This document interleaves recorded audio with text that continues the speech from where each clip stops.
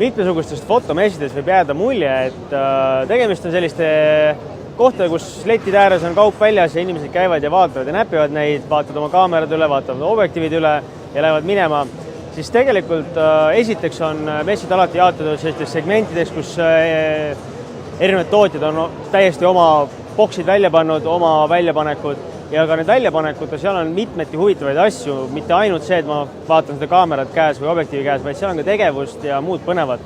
Ja minu selja taha jääb Tamroni messiboks.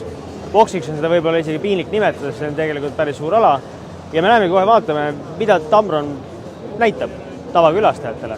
Tõsimaid fotohuvilisi ja miks mitte ka konkureerivate firmade insenere kindlasti huvitab, milline näeb näiteks objektiiv seest välja.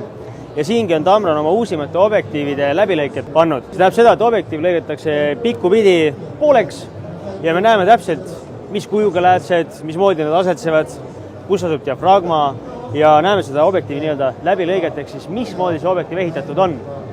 Aga katkiste objektiivide juures me saame liikuda natuke edasi ja sealpool on juba näiteks terve Tamroni line-up ehk siis kõik tema objektiivid välja pandud.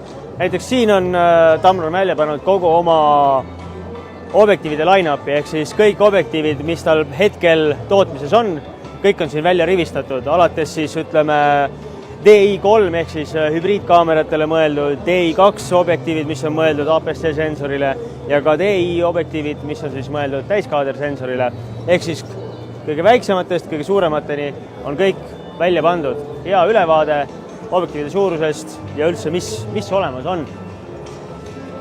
Ja järgmises kohas me muideks näeme, et Tamron ei tee ainult kaameratele objektiive.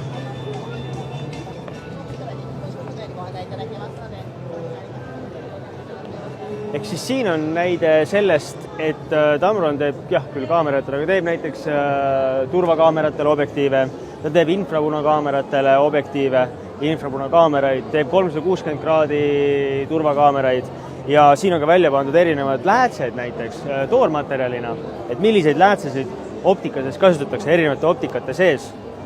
Ja et klaasi taga vaatamine liiga igavaks ei läheks, siis tegelikult on võimalik ka katsuda neid asju. Ehk siis kui me siit trepist üles läheme, siis siin on see ala, kus iga huviline saab reaalselt seista kaamera taga, kaamera ette on pandud objektiiv, ilusti kirjas ka, mis objektiiv on ja saab teha pilte. Ehk siis ta saab reaalselt katsumise ja vaatamise kogemuse osaliseks. Kuigi nad siin on, eks ole, kinni monteeritud, siis järgmises kohas on võimalik neid objektiive tegelikult laenutada. Ehk siis tulla siia, rääkida meestega läbi ja siis saab oma enda isikliku kaamera ette panna objektiivi ja teha näiteks pilte näiteks kasvõi. Või siis näiteks see saarekene siin saab ka reaalselt siis neid kaamera ees juba proovida, saab kaalutunde kätte, eks ole. Kui seal üleval on, eks ole, statiivi peal, siis siin all on nad kenasti näppimiseks ja katsumiseks välja pandud. Aga et midagi ka hingele oleks, mitte ainult käele, siis näiteks siin on Tamroni fotonäitus, ehk siis Tamroni objektiividega tehtud fotod erinevate fotograafide poolt. Kenasti välja pandud, natuke eraldatud, et oleks mõnusam, hingel kergem vaadata. Aga et ikkagi tehnikast mööda ei saa, siis on siin näiteks sellised vahvad ekraanid, kus saab objektiivide töö põhimõtet ise omal käel uurida.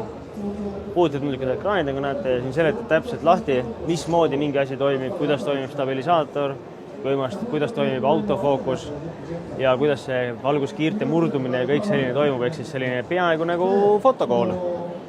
Sikke tõsisemale huvilisele, keda huvitab tehnoloogia ja kuidas need asjad tegelikult toimivad.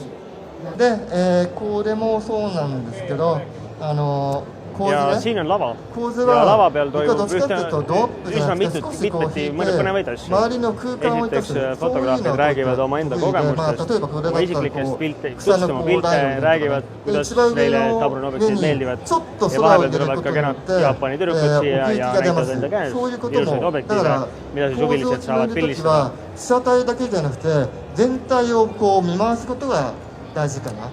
Aga kuna ma mitte midagi aru ei saa, siis jaapani keelest, siis minu jaoks ütleb natuke kõrvust mööda, küll aga ilusaid pilte vaadata. Ehk siis nagu näete, need fotomessid ei ole ainult, ma ei oskagi öelda, selliseid, kus härrimehed istuvad laua ääres ja vahetavad objektiive ja raha, vaid see on täiesti tavalistele inimestele mõeldud tihtipeale, et neil oleks huvitav, neil oleks põnev fotohuvilistele, entusiastidele, ka professionaalidele. Ühesõnaga, kõikide huvitav fotograafia, nad tulevad siia, nad proovivad uusi objektiive, saavad isikliku kogemuse, saavad võib-olla kontakte, eks ole. Siin on tegevusi ühest seinast teise ja kõik tootjad püüavad oma boksi loomulikult teha võimalikult huvitavaks, aga suuremad tootjad, Tamron ja veel mõned, nendel on siis lihtsalt rohkem väljapanekuid ja sealt läbi käia on igal juhul põnev elamus.